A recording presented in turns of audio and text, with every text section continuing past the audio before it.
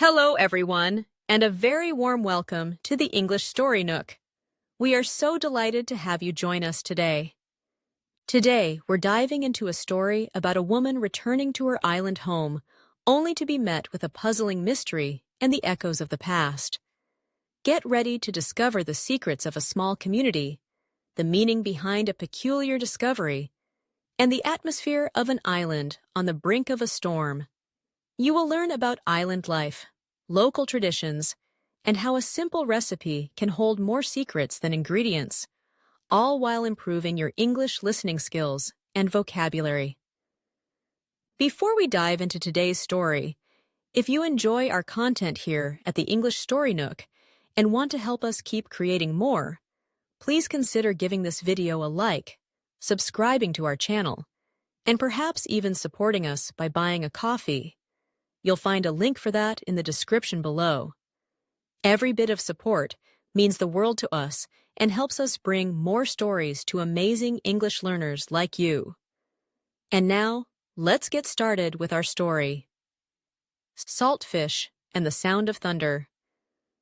The air on Saint Hilaire hung thick and heavy, redolent with the scent of frangipani and the metallic tang of an approaching storm. Marisol Baptiste, back on the island of her birth after a decade away, felt the familiar humidity cling to her skin. It was a discomfort she'd almost forgotten, much like the intricate web of village gossip that was already beginning to ensnare her. The news of old Elodie Pomfrey's passing was on everyone's lips, but it wasn't her death alone that stirred the pot. It was the peculiar vestige found nailed to her weathered wooden door. A saltfish recipe, penned in spidery, old-fashioned script. A recipe, child? Nailed there like a proclamation, or a curse, Tanty Claudine had declared, her voice a low rumble that brooked no argument. Tanty, with her sharp eyes and even sharper tongue, was the island's unofficial chronicler, her porch the ubiquitous hub for every whisper and rumor. And not just any saltfish, mind you. Elodie's prize-winning recipe, the one she guarded more fiercely than a dragon its gold.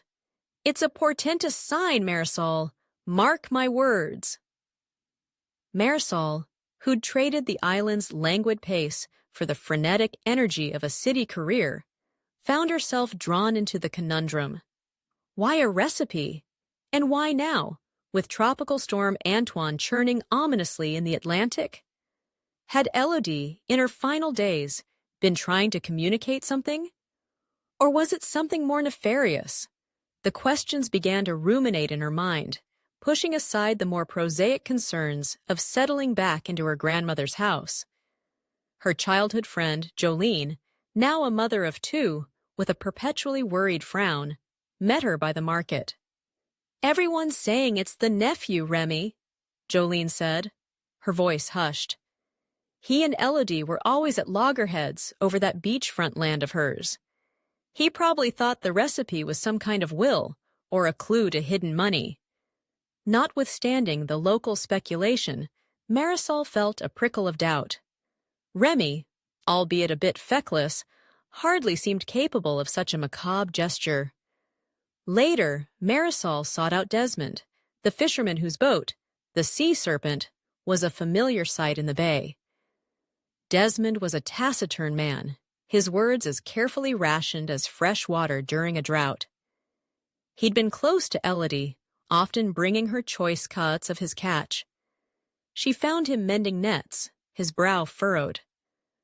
"Desmond," Marisol began gently, "did Mrs. Pomfrey seem troubled before she passed?"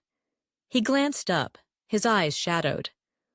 "Old people worry," he mumbled, his gaze flicking surreptitiously towards the Pomfrey cottage, now shuttered and silent. "Storm's coming. Best be prepared." It was a clear dismissal, yet Marisol couldn't shake the feeling that he was trying to obfuscate something. His usual stoicism seemed amplified, almost brittle. If only he would spill the beans, she thought, this whole affair might become clearer. The recipe itself was written on aged parchment, The ink faded but legible. It detailed the preparation of saltfish with local peppers, thyme, and a secret ingredient cryptically referred to as tears of the sea. Was this some esoteric family secret or a poetic flourish? The island was a maelstrom of theories. Some whispered of old grudges, acrimonious disputes that had simmered for generations, now brought to a boil by Elodie's death. Others dismissed it as a storm in a teacup, an overreaction to an old woman's eccentricities. Given that Elodie was known for her dramatic flair, the latter seemed plausible, yet the crudely nailed recipe felt too aggressive for mere drama. As the first winds of Antoine began to lash the palm trees, creating a cacophony against the corrugated iron roofs, Marisol sat with Tante Claudine. "That tears of the sea," Tante mused, her voice barely audible above the wind's howl. "Elodie always said it wasn't an ingredient you could buy. She said it was about the feeling you put into the food. Love, some said. Others whispered it was sorrow." Tante Claudine let out a sigh. "If I were to guess, I'd say Elodie knew her time was short. Perhaps the recipe wasn't a message for the living about her death, but a message about her life, a life that had its share of ephemeral joys and lasting regrets." Suddenly, a detail from Jolene's earlier comment struck Marisol. Jolene mentioned Remy thought the recipe might be a clue to hidden money. "Did Elodie have any valuables, Tante?" Tante Claudine scoffed. "Elodie's only treasure was that land, and her pride. She wouldn't have made finding it easy for Remy, not after their last querulous exchange. He wanted to sell it to some resort developer, you see. She would have seen that as an insidious betrayal of everything her family stood for." It was then that Marisol understood. The recipe wasn't a will, nor a map to treasure in the conventional sense. It was Elodie's final, defiant act. "The land, Tante," Marisol said, her voice quickening with realization. "The recipe isn't about the saltfish, it's about the land. Tears of the sea. What if it refers to something on the property itself? Something that proves her ownership or her wishes for it?"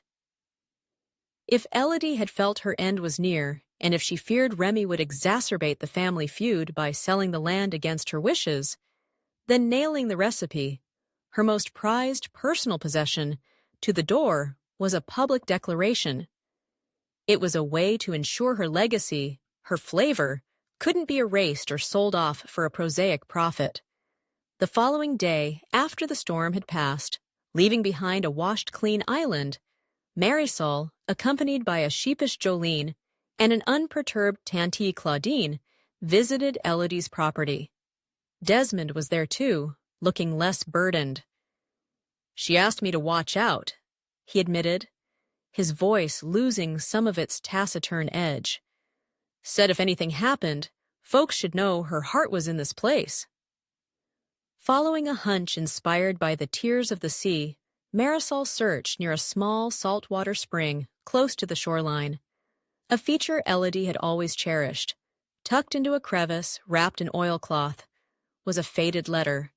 It wasn't a formal will, but a beautifully written testament, bequeathing the land to the community, to be preserved as a small park, a place of peace.